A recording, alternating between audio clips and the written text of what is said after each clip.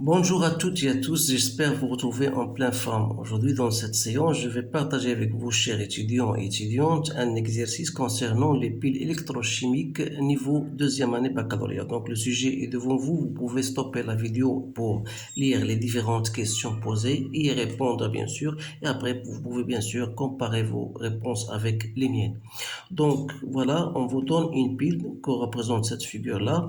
Donc c'est une pile argent-cobalt réalisée par un élève de terminale. Alors on vous donne les données, la concentration initiale de cobalt, des ions cobalt et des ions argent est égale à 5-10-2. On vous donne la masse molaire, la constante de Faraday, on vous donne le volume de la solution dans chaque demi-pile. Alors ici, l'ampèremètre indique une intensité de courant positive.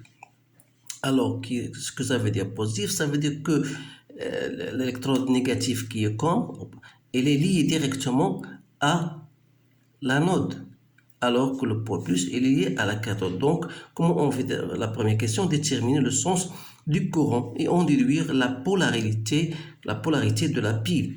Écrire les deux équations des réactions au niveau de chaque électrode et en déduire l'équation bilan. Bien sûr, on va terminer les autres questions. Donc, on va répondre d'abord à ces deux questions, puis on passe à la suite des autres questions.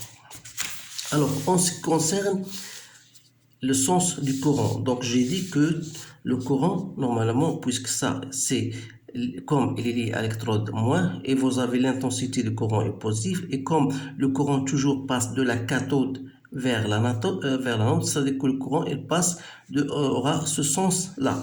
Donc on va écrire ces choses-là en disant, bien sûr, on a I, l'intensité est positive, comme est lié toujours au pôle négatif, ça veut dire que l'électrode du cobalt, il joue le rôle d'anode, alors que l'électrode de l'argent, il joue le rôle de cathode. Donc, le courant, il circule de la cathode, vous devez savoir cela, vers l'anode, c'est-à-dire de l'électrode d'argent vers l'électrode de cobalt. Voilà pour la première question. Deuxième question, écrire les demi-équations de réaction. On a déjà parlé de l'anode et la cathode. Donc on a pour l'anode, c'est le cobalt, et pour la cathode, c'est l'argent. C'est-à-dire que ici, on aura au niveau de l'anode ce qu'on appelle une oxydation, c'est-à-dire perte d'électrons. C'est-à-dire que le cobalt va nous donner CO2+, plus 2 électrons.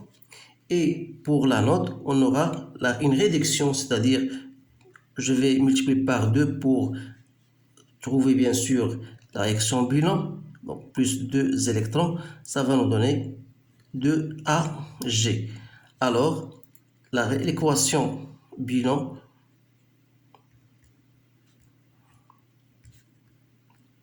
sera comme suit, c'est-à-dire on aura CO plus 2Ag+, ça nous donne CO de plus 2Ag.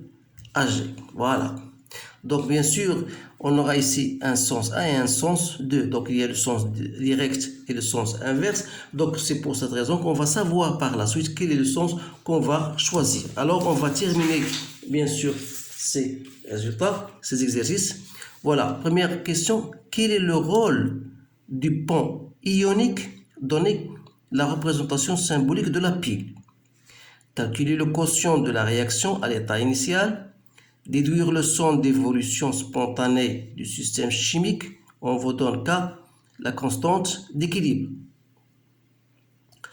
Au cours de son fonctionnement pendant 20 secondes, la pile débite un courant d'intensité 0,80 ampères. Dressez le tableau de variation. Montrez que l'avancement final de la réaction est écrit sous cette forme. XF final égale à I delta T sur 2F. Calculez sa valeur et calculez la variation de la masse d'électrodes d'argent. Donc voilà, vous pouvez stopper votre vidéo pour lire ces questions convenablement et répondre bien sûr. Donc, en ce qui concerne la question quel est le rôle du pont ionique ou bien le pont salin, c'est la neutralisation, il assure la neutralité bien sûr des deux solutions dans les deux compartiments. Donc, on va dire que le pont salin ou bien ionique assure la neutralité des deux solutions dans les deux compartiments.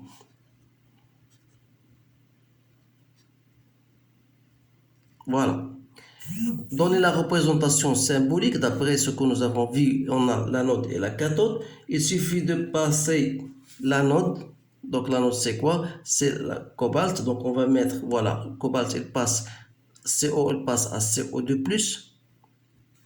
Et on a l'argent, c'est-à-dire AG+, il passe à AG. Voilà. Donc la cathode, on dit ici la représentation symbolique. Quatrième question, calculer le quotient de la réaction initiale. Voilà, d'après cette réaction-là qu'on a établie tout à l'heure, c'est la concentration de CO2+ initiale sur la concentration de Hg+ au carré. Voilà. Donc, sachant que la concentration de CO2+, c'est la même que la concentration de Hg+ initiale, donc on aura bien sûr 1 sur Ag plus initial, c'est-à-dire 1 sur 5, 10 moins 2, ça me donne 20. Donc vous remarquez qu'il est très très négligeable devant la constante K, c'est-à-dire que le système, donc il évolue dans le sens direct. Donc pour nous, c'est le sens 1.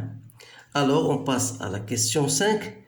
Dresser le tableau d'évolution. Donc toujours à partir de notre réaction. Donc on a CO2Ag+ donne CO2+ plus Ag. Voilà. C'est-à-dire on aura ici un nombre initial de cobalt.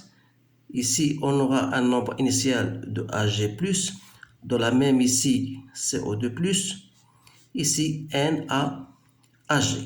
Alors, à un certain temps donné, donc on aura ici moins X, ici NiAg+, il faut faire attention aux coefficients, ici NiCO2+, plus X, ici NiAg, plus 2X. Voilà. Donc, question suivante, 5. Montrer que le taux d'avancement final, X final, égale à ça. Or, si vous voulez remarquer bien, certes que vous avez une relation dans le cours, c'est que la quantité d'électricité qui est égale à I delta T est égale au nombre des électrons fois constante de Faraday. Or, le nombre des électrons, c'est-à-dire le nombre d'électrons mis en jeu, c'est 2x. Donc, on peut même x final, mettre x final fois f. Donc, de là, on conclut que x final égale I delta T sur 2f.